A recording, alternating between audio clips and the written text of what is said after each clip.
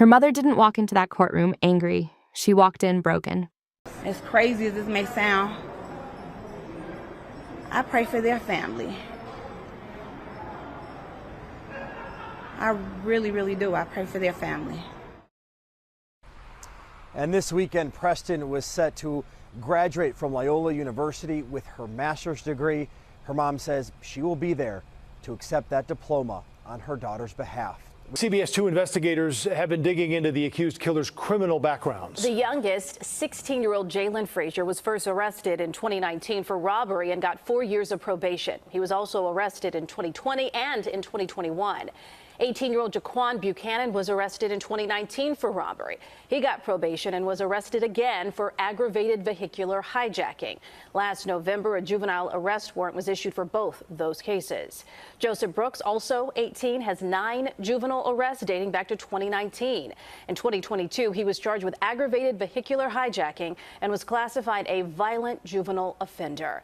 Then there's 19-year-old Travell Breland. Court records show 8 different cases for him, including gun and stolen vehicle charges, as well as arrests for attacking a teacher and domestic violence against his own mother. He's never been given more than probation or supervision. The night it happened, Avalon Park was quiet. The kind of early morning quiet that feels normal. Porch lights glowing, cars parked neat along the curb. Nothing dramatic, nothing loud. Ariana Preston had just finished her shift. She was still in uniform. Badge visible, work done. She pulled up to her home like she had done many times before. She stepped onto her lawn. Then a vehicle pulled up. Not slow, not confused, intentional. 4 figures stepped out, dressed in black, faces covered, guns already drawn. No conversation, no warning. Gunfire.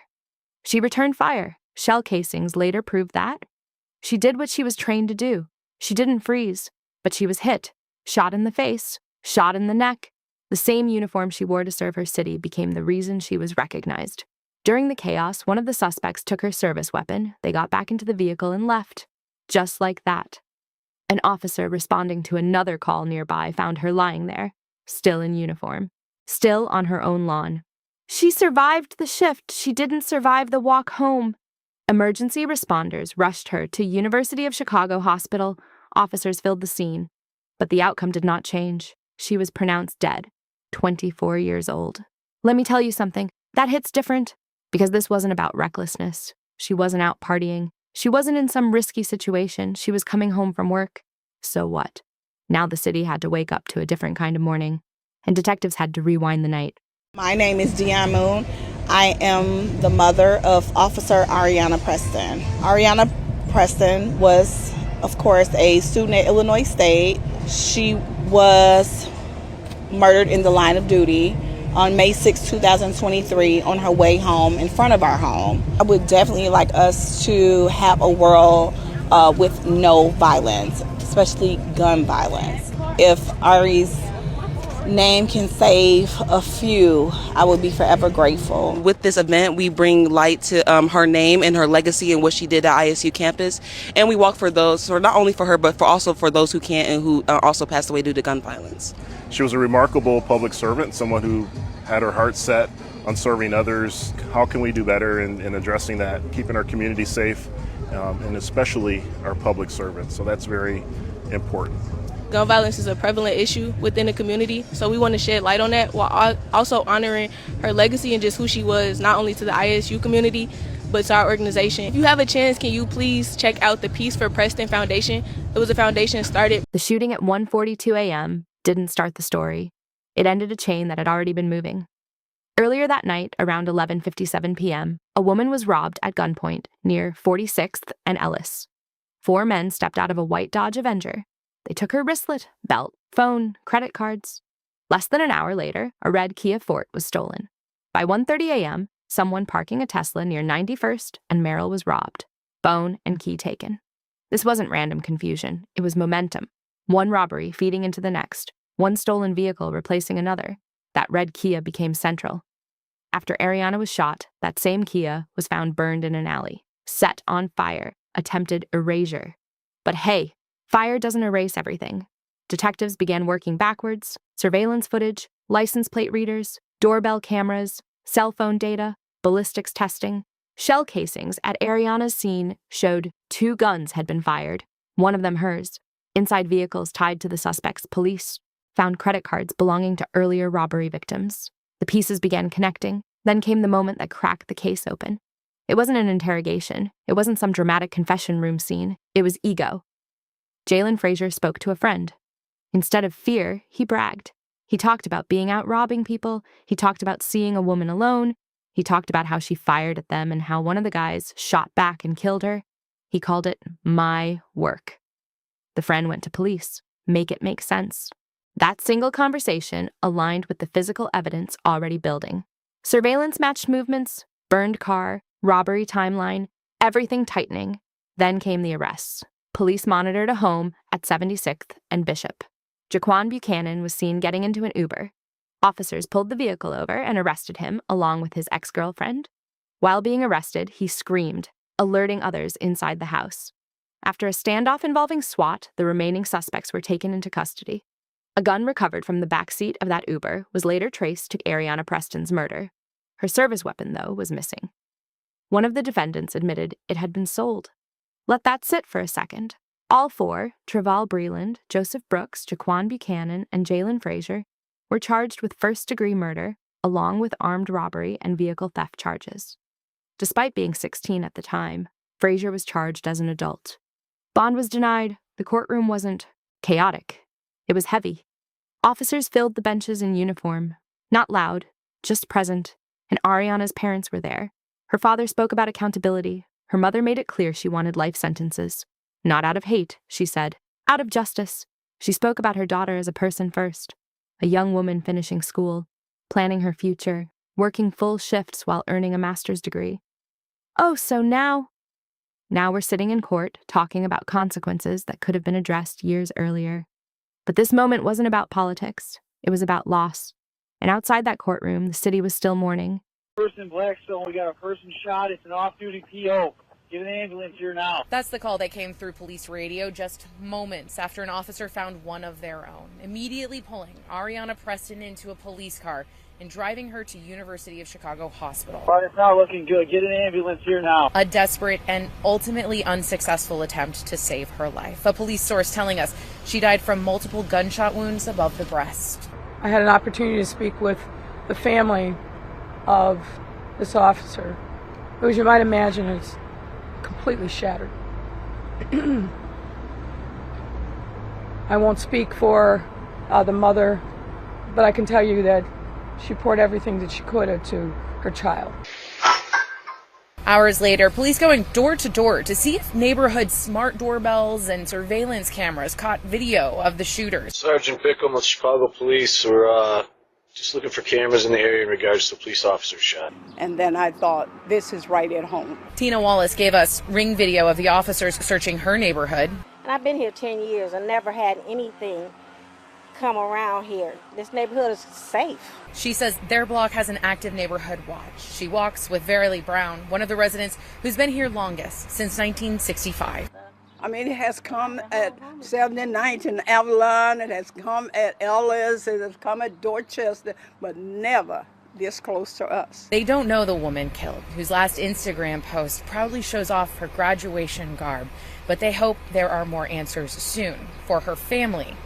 But my heart dies for them. And for the safety of this neighborhood. Good morning. I'm Interim Superintendent Eric Carter. I'm here to brief you on the tragic loss of a department member this morning. At approximately 1:42 this morning, we received a call of an alert for shots fired in the 8100 block of South Blackstone. Responding officer responded. Responding officers responded and found one of our own suffering gunshot wounds. The officer picked our officer up, put him in the back of a squad car, and immediately brought to University of Chicago Hospital, where she succumbed to her wounds early this morning. Right now, it's very preliminary. Not much information is known, but shots were fired. The officer was brought here and unfortunately pronounced several hours ago. The investigation is still early on. And until we have more, we will update you. But right now, we ask that you keep the officer and her family in your prayers, as well as the men and women of the Chicago Police Department who sacrifice everything, including their lives, on the line for this city every day. So we ask that you keep us in your prayers and keep them uplifted, and please thank an officer if you see them. 11:57. A woman is robbed at gunpoint near 46th and Ellis by 4 men who got out of a white Dodge Avenger. Her wristlet, belt, phone, credit cards all stolen.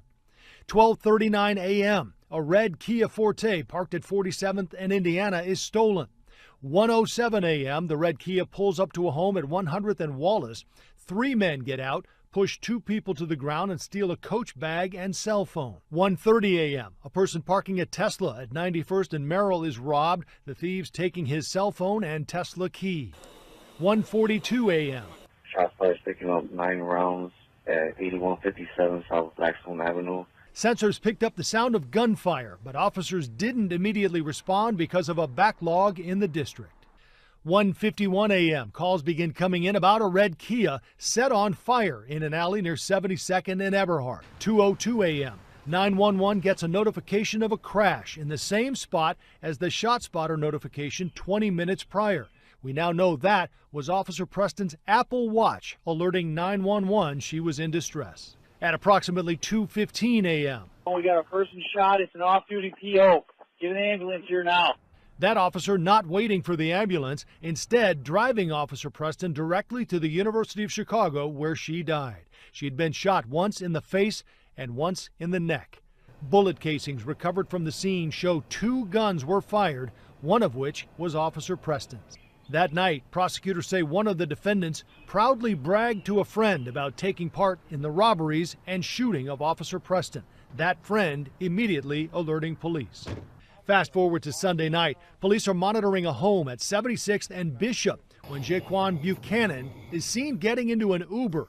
Officers pull over the car and arrest Buchanan and his ex-girlfriend. As they're arresting him, Buchanan begins screaming, alerting others in a home nearby.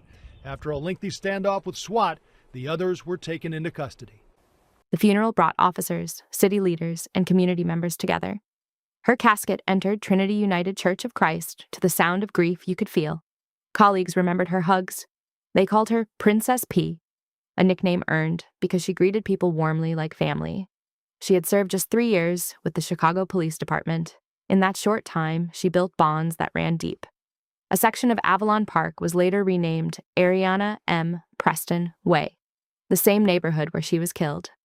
At Loyola University Chicago, a memorial scholarship was established in her name. The degree she didn't get to receive would now help others pursue careers in justice and public service. Her family created the Peace for Preston Foundation, turning grief into mentorship and community outreach. Because what else do you do when the worst happens? Meanwhile, the legal process continues. Pre-trial hearings resumed in Cook County courtrooms. Judges ruled on evidence, including allowing firearms expert testimony that strengthens the connection between the recovered weapon and the shooting. The youngest defendant remains held in juvenile detention while being charged as an adult. No trial date yet. Just motion after motion, hearing after hearing. It's torture on these families. And that may be the part people don't see. The waiting. Years have passed, but that front lawn in Avalon Park still marks the moment everything changed. Ariana Preston did not die because she was careless. She did not die because she failed at her job. She died because 4 young men decided to continue a crime spree that night instead of stopping. She was building a future, balancing patrol shifts with graduate coursework, serving her city while preparing for more. Now her mother carries the diploma. And 4 families are sitting in courtrooms facing the weight of decisions made in seconds. Make it make sense. This isn't about telling you what to think. This is about laying the facts out clearly. A quiet block, a finished shift, a stolen car, gunfire, a mother in court, and a city still asking why. A young cop in Chicago who dedicated her life to protecting the city she loved, killed in uniform. Well, now her family, friends, and coworkers are remembering her as someone who went beyond the call of duty to help the people of her community. CNN's Ryan Young has her story. Nothing but God that keeps me going. I am heartbroken. With a beautiful smile and a bright future ahead, 24-year-old Chicago police officer Ariana Preston was considered a homegrown Chicago talent. In early May, she died wearing the uniform she loved. She loved Chicago. She loved everything about Chicago. She engaged with everybody. Her mom says Officer Preston was a dynamic woman who wanted to be the change her city needed. And loving, family-oriented, and just wanted to see good in everything and everybody. Me and my husband were very proud of her. I would say every time she walked out the door with the uniform, I was proud.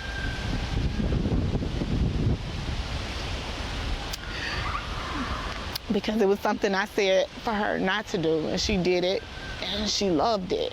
On May 6, Officer Preston was returning home from her shift when 4 teenagers approached and tried to rob her while Preston was still in uniform. The young officer bravely fought back but was shot and killed. She was found lying in her front yard. Chicago officers Deshaun Lee and Jessica Scott thought of Ariana like a sister. What could we have done differently to, make sure she got home safely? Officer Scott had been with her less than an hour before the attack happened. I just left you, and 42 minutes later, you're gone. Like, I'll never talk to you again. I'll never see you again. The impact that it has made for us as officers, and more importantly, the impact of her family. She's 24, so ambitious, so smart, so beautiful, so funny, everything that you would want your daughter to be, your sister to be. She epitomized that. She was that and so much more. Hundreds gathered in Chicago last week for the fallen officer's funeral, a procession of fellow officers lining the streets, following her casket to the church. Since Ariana's tragic death, her mother, Jian Moon, hasn't stopped pushing to keep her daughter's name alive. Last week, walking in college graduation, Ariana was supposed to walk in, receiving her daughter's diploma from a master's program at Loyola University School of Law in Chicago.